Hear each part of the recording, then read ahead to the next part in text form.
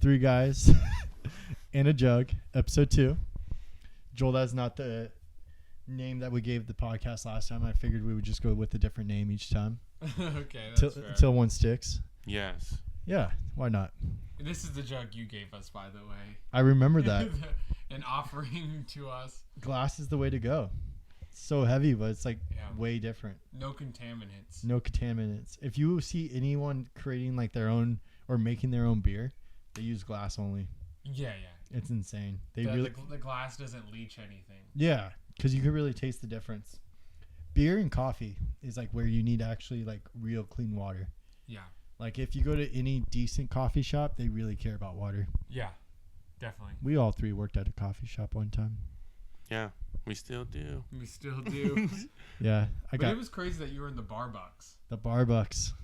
Because you were in it. I was in it. Like I thought that was life. That was my life. People were nice though, yeah. Yeah, but it's like a cult kind of. Not to say it's a cult, but it's. I think anything that is popular in a way can turn into a cult. Like Disneyland, the Bucks, a sports team, anything that's like mainstream gains popularity, definitely some cult aspects to it. Yeah. To gain that much of a popularity or that much of a crowd, you're definitely going to have. And there's definitely like Starbucks culture. Yeah. I like the merchandise. Merchandise is whoever's on that team is fire. Every season there's nice things. Yeah, I want to buy it all. Like they have nice cups and shit. Yeah, they were actually thinking about getting rid of merchandise back when I was working there, and it made no sense to me. We didn't sell that much, but the stuff is just so good. Yeah, like it's nice and functional. Yeah. Reusable cups is like the vibe because you go there so much. Yeah. You personalize your own cup. You want to know what someone is not talking about? Is the addiction to coffee. Yeah, because a topic for the jug is you should drink coffee if you have another dopamine response that is similar to it. How so? So if you exercise, like if you do something harder than drinking coffee, you could probably drink coffee. So that's what an addict would say. Yeah. No, but it could be anything, right? No, but coffee specifically, man, I don't know. Like I've been really trying to stop drinking coffee, and I'll get like day 3, day 4, and like I'll just create an excuse for myself to get back on the wagon.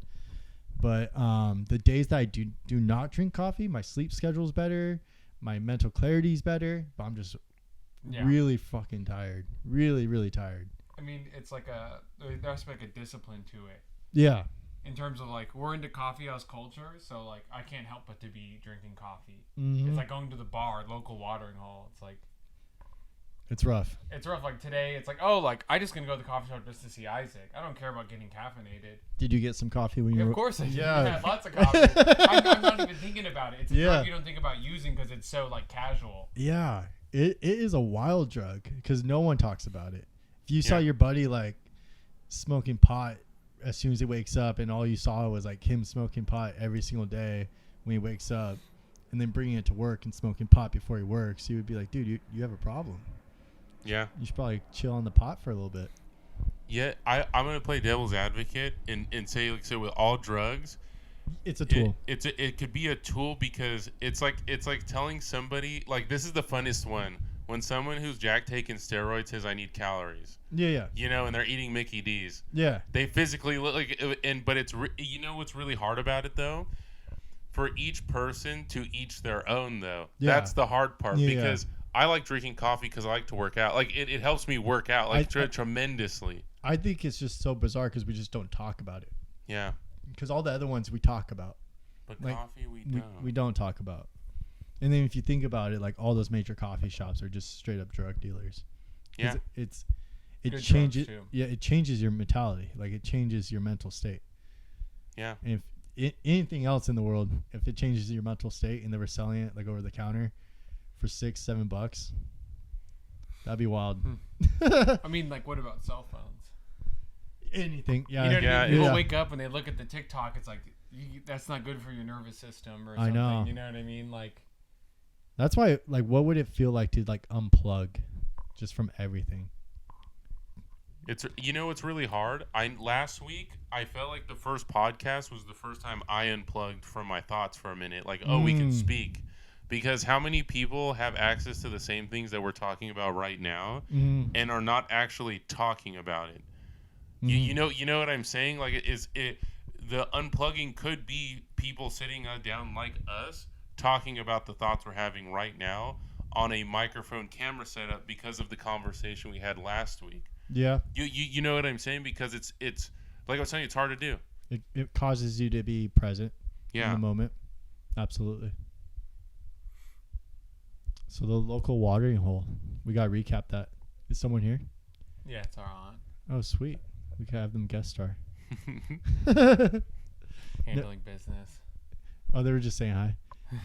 So the local watering hole, you were talking about how things got a little wild at the local bar.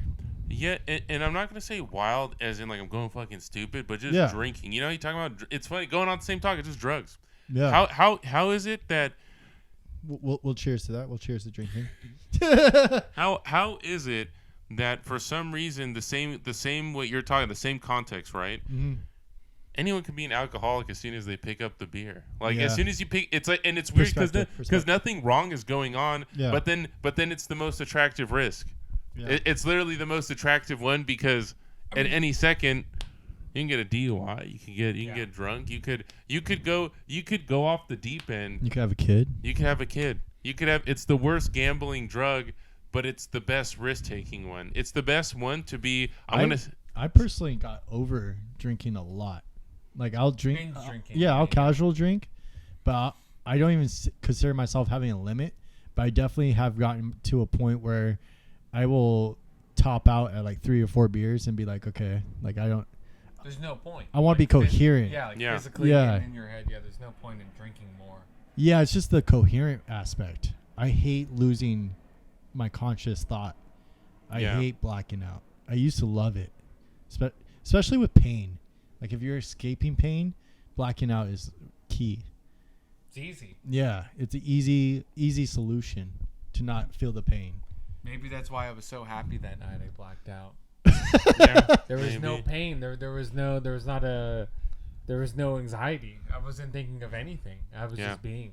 Yeah, it's a fine line from blacking out and chilling. I couldn't even enjoy the happiness. You enjoyed my happiness more than I did. Yeah, I did. I got to observe it. He was life of the party, and but then I could say this is the good risk. Yeah. For someone to be that free and to be so true, you're not gonna get there without a drug of some sort. Like there's certain things that I think drugs do that will give you. We have people in our lives that get there without drugs. That's true. Garrett's one of them for sure. Yeah. Yeah. I worked in yoga. There's a lot of yogis. There's a lot of elevated people who are high all the time. Yeah. without drugs. They call it getting high on your own supply. Meditation. Yeah. I can't meditate more than 45 minutes. Really? I get. The last time I went in deep meditation, I kind of got like creeped out because when you go in deep. I don't know about you guys, but if you guys have tried meditation where you have like really go full force and just sit there until you actually start thinking of nothing. And when they say you think of nothing, you're not thinking of nothing. Your thoughts aren't your own. So it's impossible to think about nothing. Yeah. But there to a certain point, like your thoughts that pop up in your head are no longer your thoughts. They're just thoughts. So I got to that point where like I was laying there for so long, I started recalling like memories. I was like, why am I recalling the first time I rode a bike? Like this is so, it was like daydreaming. And then once I started like recalling that I was like thinking about like old memories, then I started thinking about like where, like I can't feel my body. Like this feels weird. Like I can't physically feel my physical self. And then it almost got into like sleep paralysis where I was like, wait, I can't move now. But it's weird because the main chants are separate mind from body. That's literally the main chant. And like all that's the in SRF temple, in the float tank, you're literally doing the same thing. Have you done a float tank? Oh yeah. Yes. Yes. So incredible. Yeah. Great time. But I had no idea. I wasn't in touch with like meditation or any type of like conscious thinking when I did the float tank. So I was kind of like a little baby in like a playground. I was just like just having fun with the floating aspect. But I'm like kind of scared to do it now that I could like. You can go deep. You could go deep. You go deep, and when you have the tools, especially the 2-hour one. Yeah. Oh my god. Yes, those are the did best like ones. Yeah, we did 90 minutes and it was so great. It's so it's crazy. You guys did the one where like it's completely black, like it looks like an ice chest type of situation. Yes. We didn't do a pod. Yeah, we did the step in one. Yeah. Oh man, and you can't feel the water because it's the same temperature as your body. Yes, and oh, funny note, I got a haircut before that, and I went in. Oh, and I was like, started stinging? It was stinging, and then I was good. Yeah. But what you're talking about with the meditation, where the float tank adds a good reality to it, is with the float tank. You get to, like Joel says it best, you get to the burnt edges of your thoughts, like because once you start I know I start meditating when I start daydreaming. Yeah. When I start thinking about like, oh, there's an ape riding why did I think of this? Exactly. You know, and then you're like, oh, these thoughts are they're just still like they're in my self-talk. I'm like, oh, okay, this is like, it's not going to go any further than this. Like if it goes any further past the 2 or 3 hours, it's just going to be going into You're sleep and wake up and keep like being in a weird mindset. Yeah. You didn't like receive anything. Yeah, exactly. Because I didn't wake up in one of those. Mm-hmm. And be like, where was I? Yeah. I am still here. You know, like that's been like really hard to think about before bed. It's like where your mind goes when you sleep.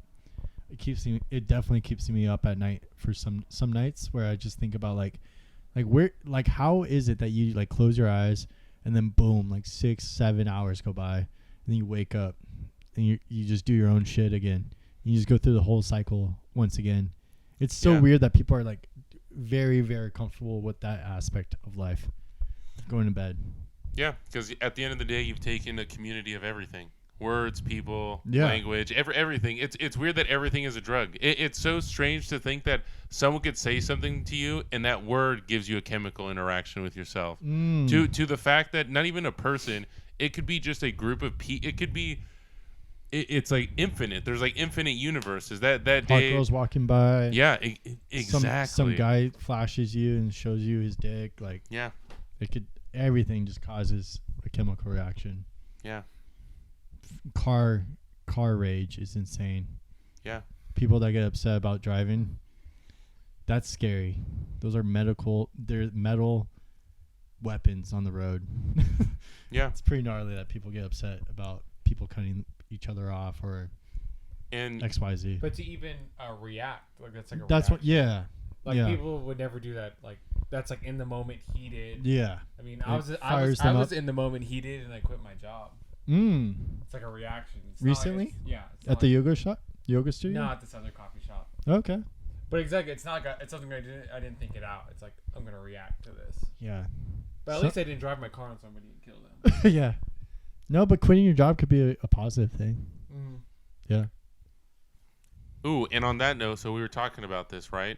That leaving jobs is probably the same as you leaving your girlfriend, or breaking up with a girlfriend, because you got to think leaving a job is probably far worse. I was gonna say it might be even worse. Yeah. Especially as a man. Yeah. As a man with no job, that's hard. Yeah. Yeah, I was talking to my buddies about this, like. I wouldn't say there's more pressure on guys because there's tons of pressure on women as well. However, the aspect of the man being the provider is really hard because if we are not providing, we essentially don't have like that unconditional love. Yes. I haven't talked to my girlfriend about it, but but we're not seeing. Yeah, it's rough. It's strange. And it's hard because for you to collect and it's as we're collecting vinyl and music and stuff, your collection of information for yourself is the status that probably as a guy you should be going for. Not even money, just collecting information for yourself. Like whatever information makes you is going to build this huge library that probably is going to be far more important because then you're going to have something to talk about that might lead to something better. Controlling a resource. Yeah. I think is like the idea. The resources, money, music, or whatever hobbies you have. Like your resource that you're controlling is that fire. Mm-hmm. The fire spinning. It's pretty badass. You know what I mean? Yeah. Like it's pretty boss. I appreciate that. Like every time I post it, people are like, who the fuck do you know who's doing that shit? I'm like, yeah, but the homie's out here doing it. Like I can't do it, but that's for him to do. It's kind of fascinating how like comfortable I am with fire. I think a lot of that comfortability came from just watching people do it before me, and then being thrown into the fire, like literally just like someone handing you the fire, and then you realizing it's not that hot as long as you're spinning it. But then there's like a new respect as soon as you get burned, as soon as you get your solid like first burn, you're like, Jesus, this is hot. This will hurt me, and then you're more safe about it, and then edge of chaos, yeah. But there's like that personality trait of mine that's like I need chaos to function. Mm-hmm. Like I can't sit still. I can't be at home.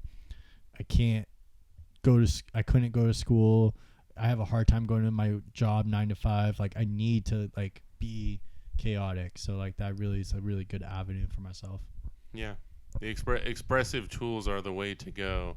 Yeah, because all those tools take away so much energy, and they zap so much good stuff away from you. Yeah, absolutely. But I get it. You need to be like knocked down a notch to go be normal. Mm-hmm. Like you need to be down a notch to pull up to the office. Mm-hmm. Like, oh yeah, we're spinning fire. Like the shit that goes on in there is pretty irrelevant. Water tower stuff, vacuuming, whatever you do at the office. Yeah, exactly. And it's like you give so much to the fire when you're spinning it. A lot, because half the time I'm not breathing. Like that's the thing that I try to tell people in the fire community is just focus on your breath. Because I realized it the other day. I was like, why am I'm getting so worked up after a fire spin. I'm like, damn, dude. Like I probably was not breathing that whole time. And like, of course you're breathing, but you're not taking the deep inhales and the deep exhales like in yoga. Yeah. But the fire is also sucking up all the oxygen. Sucking up the oxygen, and you're breathing in fumes too. Yeah. So it does get a little wild as far as like your breath work just sucks when you're spinning fire. I'm sure it's pretty trance-like. There's fumes, lack of oxygen. Yeah. You know what I mean? Maybe a couple beers. Like, yeah. Nice to get loose. Yeah. Well, beer is not like a main vice or main source of anything for the fire community. Yeah. Like pretty much everyone doesn't drink, and everyone's main choice of tools would be like hallucinogens or weed. Nice. Yeah. Hallucinogens in spinning fire is insane, because then you stop. You're like slowing down time, and then you could just. It's like. It's way crazy for whoever's watching it, for sure, but whoever's doing the thing, it's like slow motion activity, and it's remarkable. And it's crazy talking about that, because Aubrey Marcus, he's talked about this, and it's like you're breaking your own silence, because someone can always have it, and it's not even just fire spinning. Like it's anything that you look at, and then you're immediately going to be like, I'm going to go watch TV instead. Someone's always going to say something where like, I'm going to go watch the game instead. I'm not going to go surfing. I'm going to go get coffee today. Mm-hmm. Like there's always like someone has an excuse to look at something that maybe that day they should have tried. Because they have somewhere that's their excuse, but there's nothing wrong with it. I think they haven't found what they need. They haven't found that spark yet. Yes. Because I grew up with you guys, and you guys were really good at music, and you guys kept on inviting me to like play the drums or.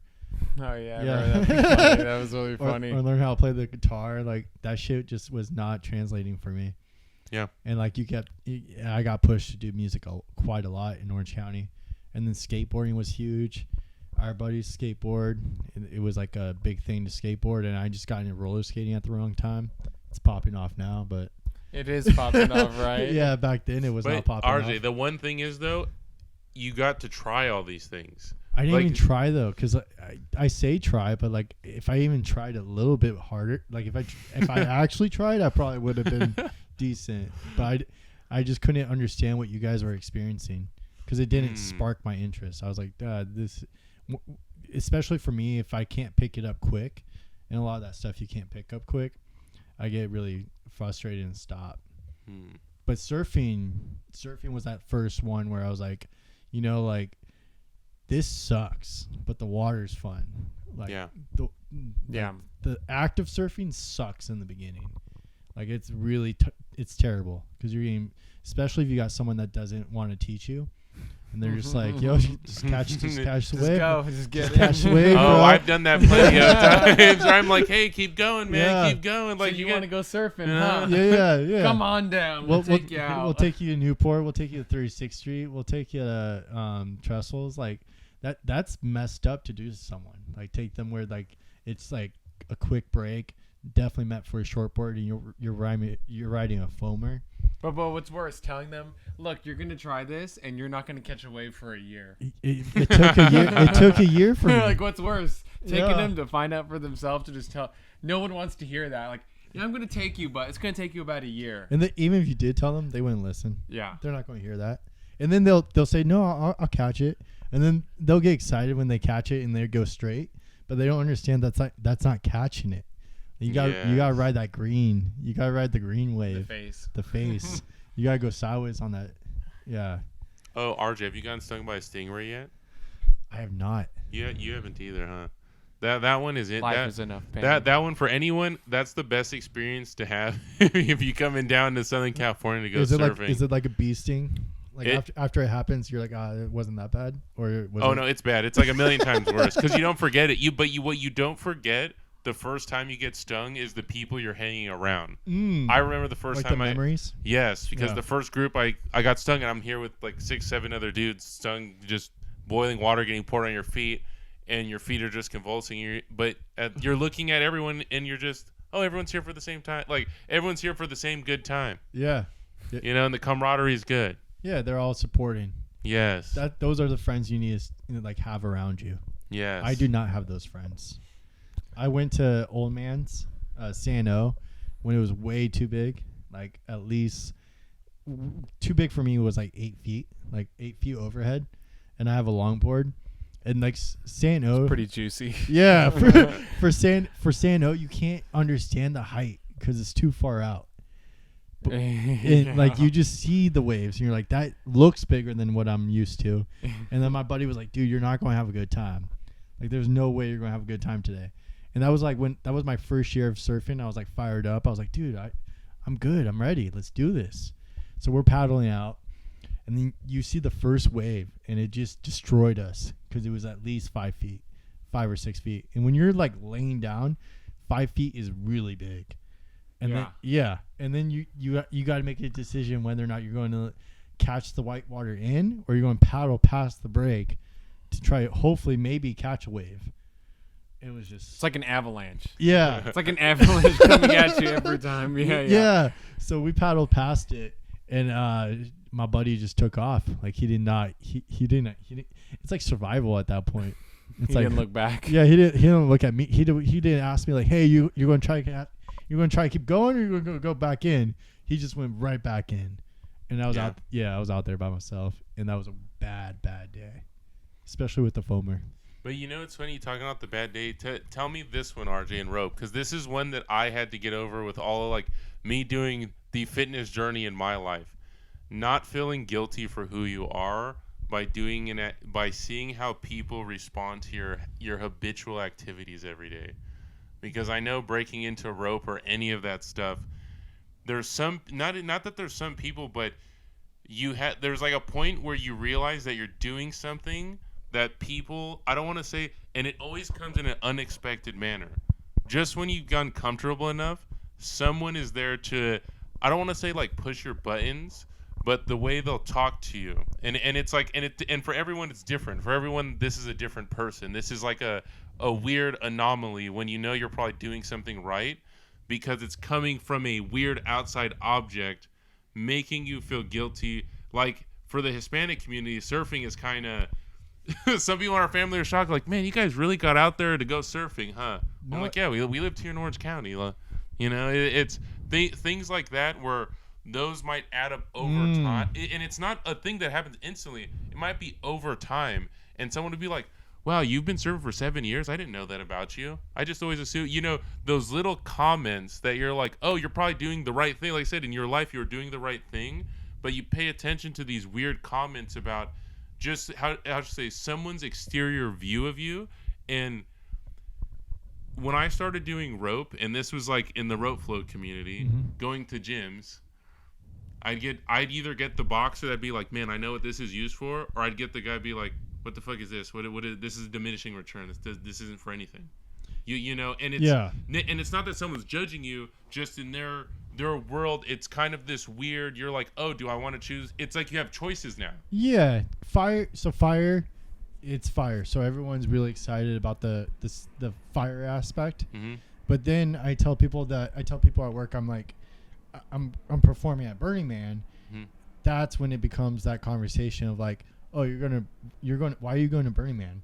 It's like but it's expensive to go. Like like Burning Man's a big deal. No matter how like hippie it is, like it's still that's like a luxurious thing to do. It's luxurious, yeah, and at the same time, it's very outside the box type of thing to do too.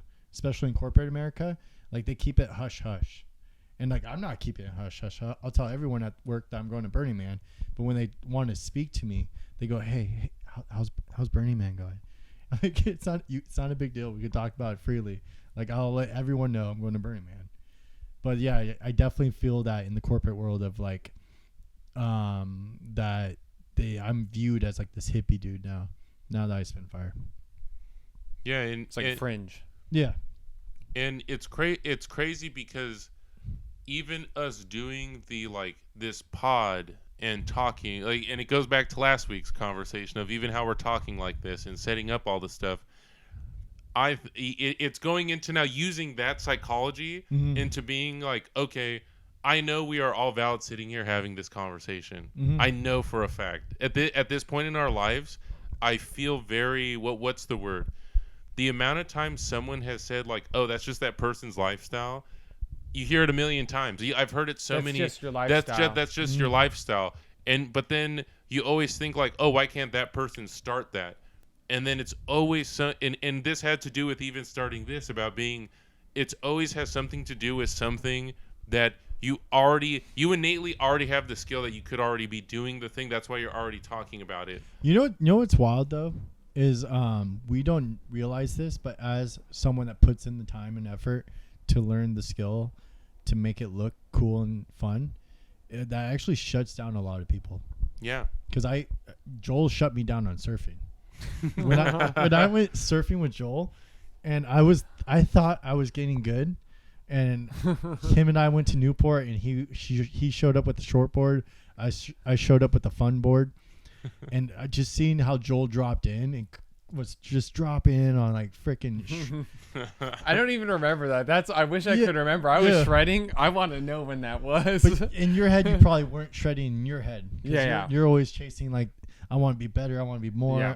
But for me, especially if we were surfing there. Yeah, but for me, it's like just to see someone that I grew up with, someone that I know closely, someone that you didn't do activities in high school. Yeah. Like you weren't a very active person. Yeah. So to see you put in the time and effort that you did to accomplish shortboard at Newport. Yeah. And then to surf with you, I was kind of pissed off. I was like, I spent a lot of time to get here. And then to see Joel just like drop in so easily. But we all did. We all put in a lot of time. I know, but just to see how much more time you put in. Yeah. That's what I'm saying. That's what I'm getting at. Is like people don't understand. Like, okay, there's like casual, and then there's like dedication. Like you could be casually good at a lot of things, but are you willing to put in the dedication and effort to actually get really good at it? Because that's where it shows. Yeah. And that's when I saw Joel put in the dedication for it, and I just wasn't. I already went through too much that year. I was like, I'm done. There was no more room. There's no more room. Yeah. It's funny you say that though, because a lot of people wonder how I move. What do you mean? Like I went rock climbing with some friends, and they were like, you know, when you said you were coming with us, I was just thinking about how you move. Like you move like that. Yeah. They were just like, you can put in an effort. I'm Yeah. like, yeah, I can put a lot of effort. But people can't imagine me doing like a quick move. Yeah. Something quick and reactive. Even starting when we were skateboarding with back in the day Yeah. with Tyler, like or BMXing, like we just never expected you to actually be the kid to do that kind of stuff. Yeah. And then you always like showed up and put in way more time and energy than us.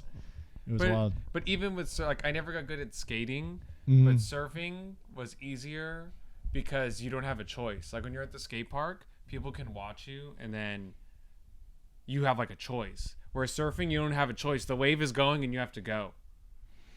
You're at the mercy of something else. So I don't care how I look because it's like, oh, like I'm just riding a wave. I think I'm not trying to grind a ledge.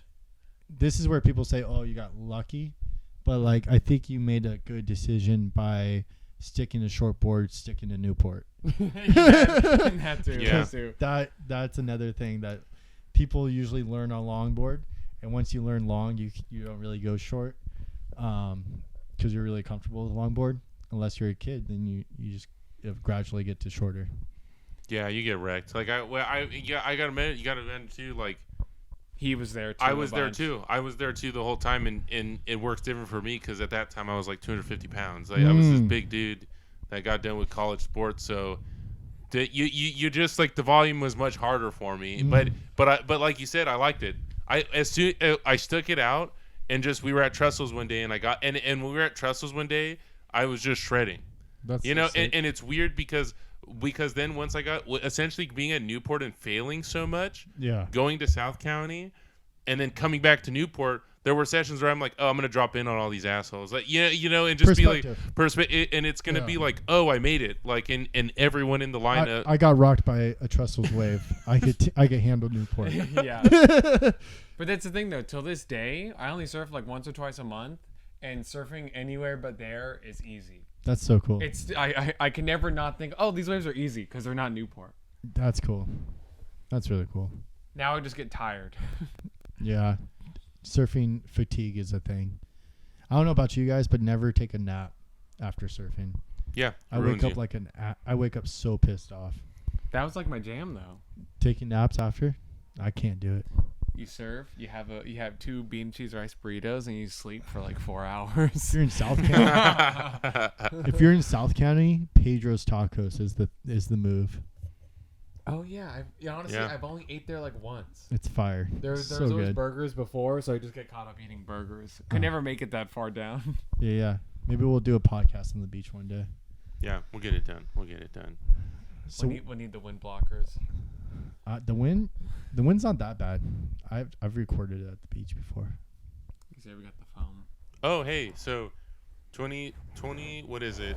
Because this will be something for later on. It'll be the first time doing like a full tab of acid on the 22nd with you. That'll be something I was thinking about today because I'm like, yeah, just for the public to know, we're gonna do a full. You found it? no, I didn't find it. I don't know where that acid went in this room. I'm gonna have to re-up on it. I don't know where. I don't know. Like, it's so strange to think I lost 10 tabs of acid. It kind of blows. Like, I'm not gonna lie. It kind of sucks. But hey, maybe though it was a sign that I'm like, oh, I need to wait till experience with you because. Yeah, I don't need to be doing that by myself. Like really, like thinking about it, I'm somebody who is such a solo guy that that I will go into anything solo. I will take mushrooms, get drunk, drive to LA, and come back solo, and not and really like you gotta stop being a solo guy. No, I know. I mean, but it's weird to think with talking about people's personalities when. I am like a true to God, like it's in my genes, like, and I'm learning to not be solo now. But it's weird when I see people try to be solo, but don't understand. Like, hey, when you're doing it solo, you need to remember that you're solo. Mm-hmm. You don't get the comfort. You have to ignore the stick it out. You have to stick it out and ignore everyone's comfortable phrases for you. Did you know that? You're good. Where you headed off to, Joel? No, I'm just grabbing this. You're good. Intermission. No, you guys keep talking. But here, I'll finish this one, right? This is like the degree of drugs that you get when people compliment you and agree with you too much. This is the degree. You never really get to the solo part of like whatever your life stuff is. Like in terms of like when you're at a solo part of your life, right? It's like, oh, that solo part. You need to know that everyone's phrases can actually damage you because they're agreeing with everything you're doing, and you might actually be wrong. You know what I'm saying? You might actually be wrong. And most of the time, it's been, how should I say? It's, if I'm in a sports team, right? Because I did track and field in college, right? If the coach said, like, I'm good at this weight, like, let me just stay at 200 some pounds. Let me just stay at 200 pounds. Everyone's gonna be like, you're wrong. You have to keep going. You have to, those are non-agreeable statements. I wasn't allowed to be lazy, you know? And it's weird because I think at some point I was angry about that stuff. Like, I think back about it and I'm like, why the fuck was I even listening to all these fucking people that keep pushing myself? You know what's wild? What? Is we live in a day and age where marijuana is legal. And then not only that, yeah, snaps for that. But not only that, which is kind of weird because we're the generation that had to grow up with it not being legal. Yeah. And then it being legal as soon as we like graduated high school. And that was really weird because all of a sudden something that you got really in trouble for was totally fine. And then your parents were saying like, oh yeah, I do it too.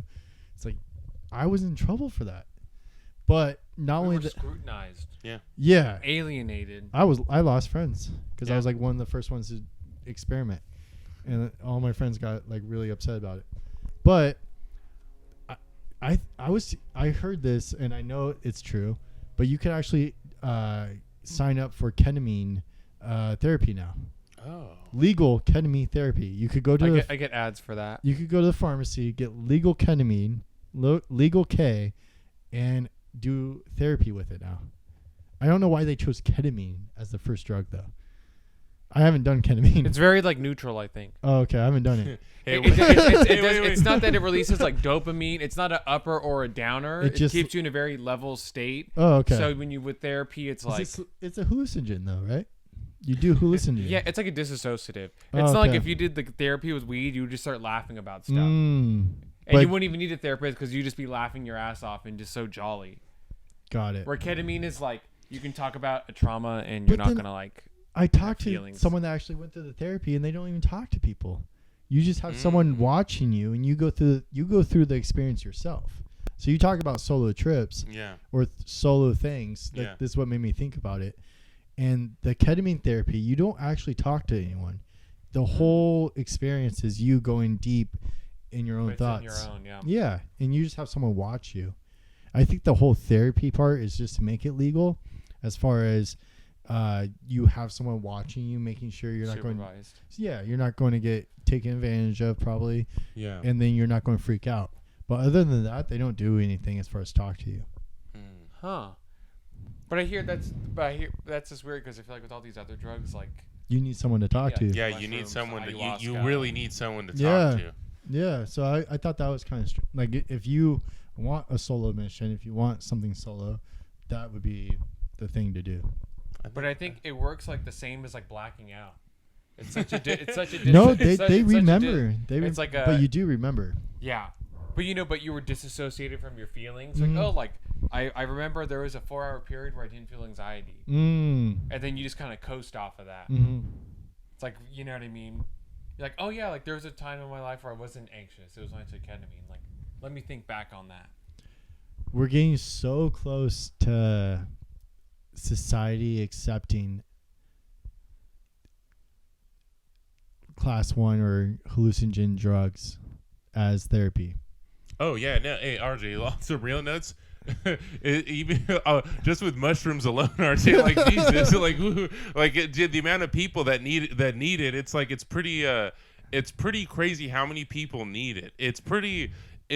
But it's crazy that we chose no on the mushrooms, but we said yes to the happy pills, and no hate on like anyone that does that, or anyone that takes it, and I'm sure it does wonders for certain people. But just the fact alone of like how crazy it can make your mental state and how much it does alter your chemical balance.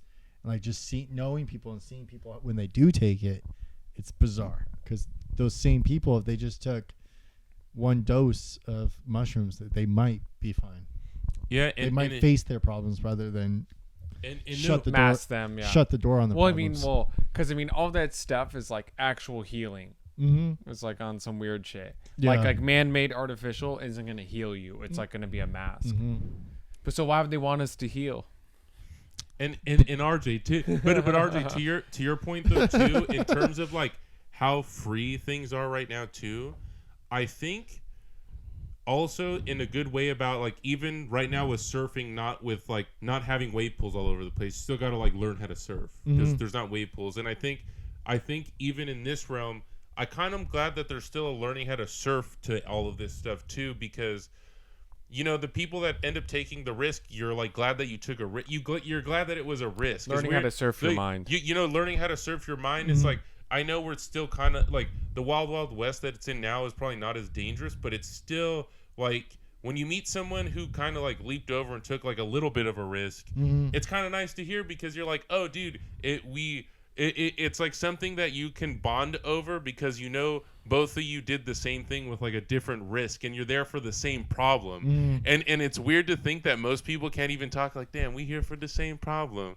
Yeah. You know, I guess it's really hard to explain too because you have to take the leap for yourself, you know? Some people go out once, get a big wave and get pummeled and they never try again.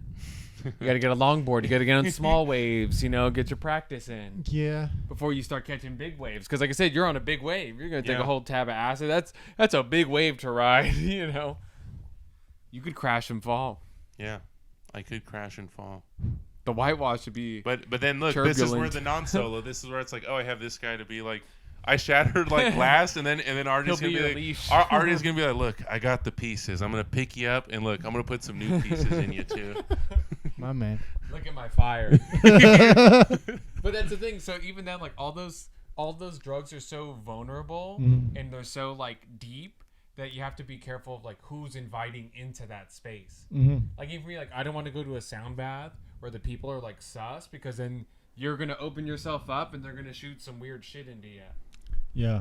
Even if it's not drugs. It's like, because I swear, even the mushrooms comes the same way. Like, the cultivation, whatever's going on in that room where they're cultivated, goes into the product. Because we're trying stuff, and they some talk. stuff They say is the like same really thing. made out They of say love. the same thing about marijuana too. Yeah. Yeah, like they say a the lot. love, the whatever. You know? A lot of energy goes into weed. And that might be the reason why I'm paranoid all the time. Because the people who are growing it, they're paranoid about money. They're they're crazy. Like I said, like they're putting their energy into it. Yeah. Not even on some woo-woo shit. It's like, this is just a natural flow of energy. Like this is what would happen. Like, have you ever seen the study of water? The Japanese guy. No. Dude, this Japanese scientist was very like convinced that. I don't know what made him think about this experiment, but essentially he had 3 jars of water, right? And then I'm probably going to butcher, like I'm going to mess up the experiment because it's been a long time since I've seen it. But the gist of the experiment is that he had 3 jars of water. He gave one jug attention and love and words of affirmation and kept on talking to that water. He gave another jar. He yelled at the water, said really harmful things to the water. And then the third jug, he said he ignored and totally did not even pay attention to that jug. And then he watered a plant with all 3 drugs. The first jug grew into a bright green plant. It was like flourishing. The second plant barely grew and then died. And the third plant didn't even grow. Everything's just alive, isn't it? It's really weird. Like, look it up. It's just the water experiment. Everything has to be connected. It's just bizarre that there was no other. It goes way deeper than that. He showed like the formation that it made when he froze it. The first one turned into a beautiful pattern. The second one was all crazy, and the third one was like way fucked up. Like it was just like a very long experiment about like water even like holds our feelings. And it's funny. It's so good at holding feelings that some guy even rebranded water in a can and called it. What do they call it? Death water? No, not death Liquid water. death. Liquid death. death. Like you're saying, the feeling of it. Yeah. People are buying that can based on a feeling of it, not, and it's just water. No, that guy's just really good at marketing. Of course he is. Yeah. But it's still people being like, I feel like having a liquid death. It's not like, how is it that person would never drink water? No, it's metal water. It's plastic, man. No one wants plastic. I don't want plastic. You know, the richest people don't want plastic. Like the ones that are billionaires, they will do everything they can to avoid plastic. Because it's that harmful. It's that harmful for you. So to put water in not in a plastic bottle but put it into a metal can, that's what sold it.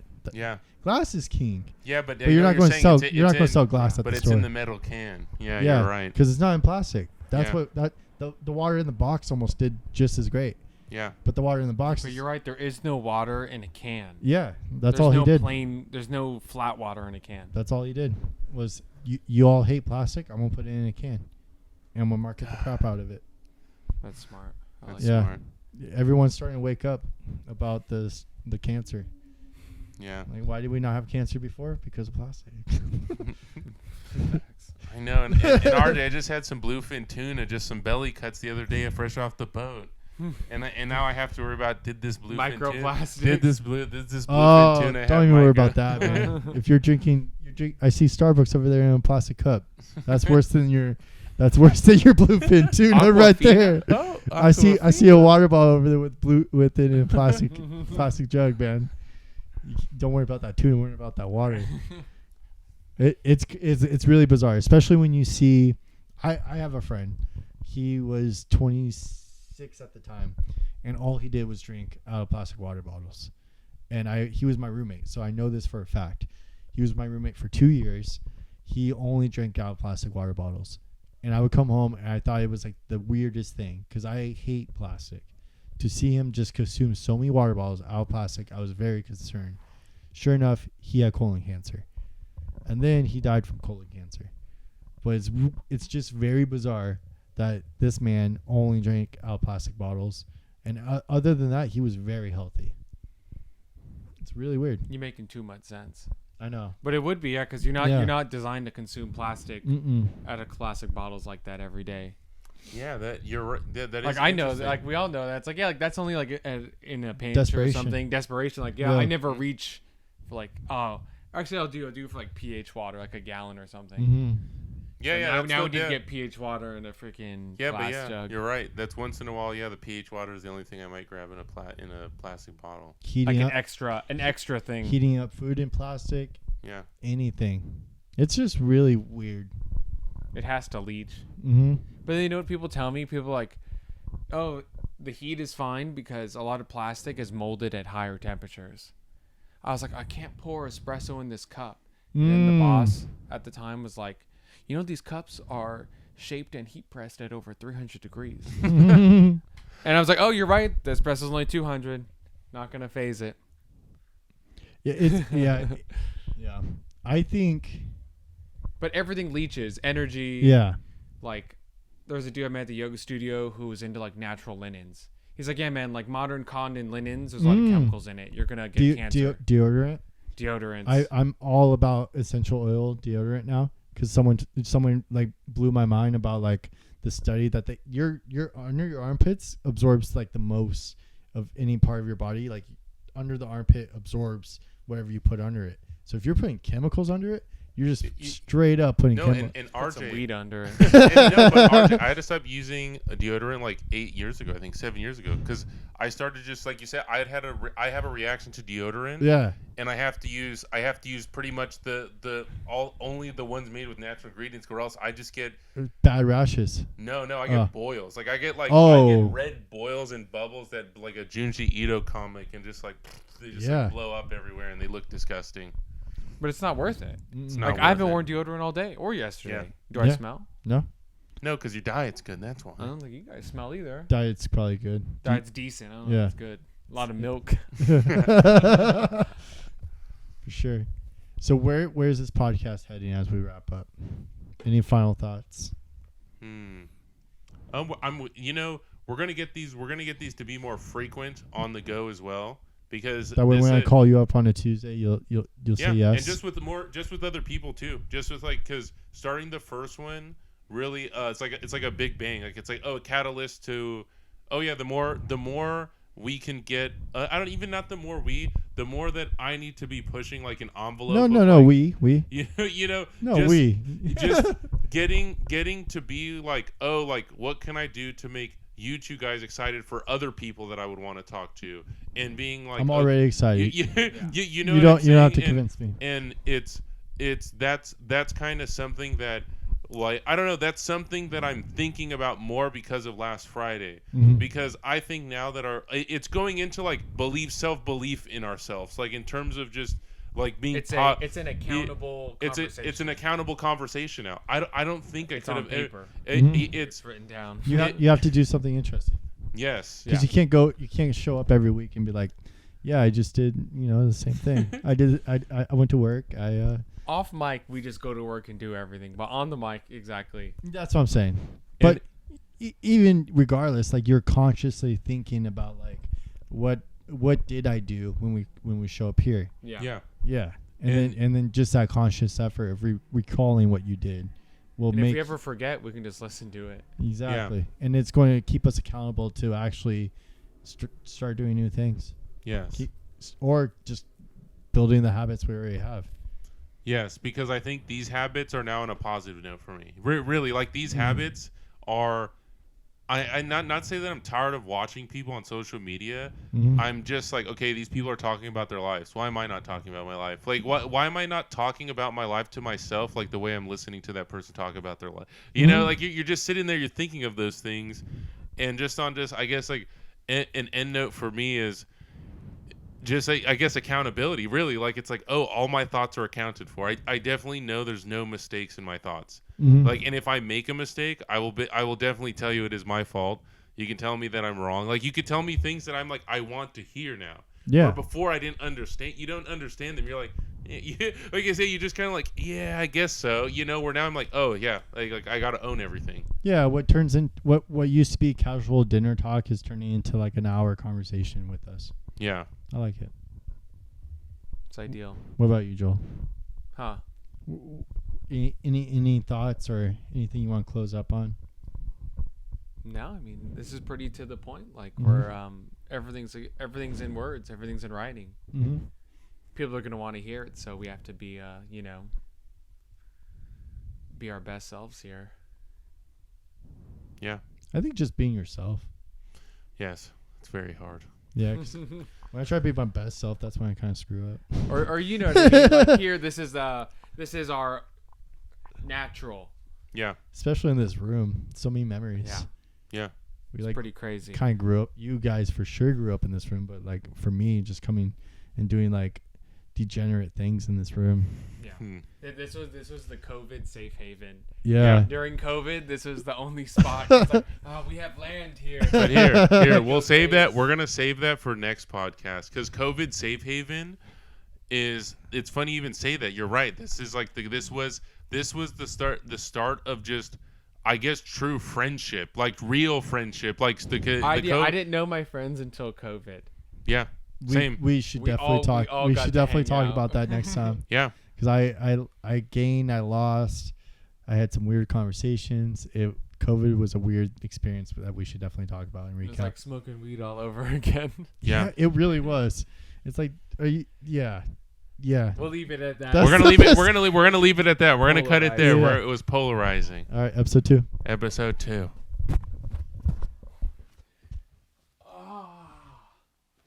I hope it got my audio. I'm pretty sure it did.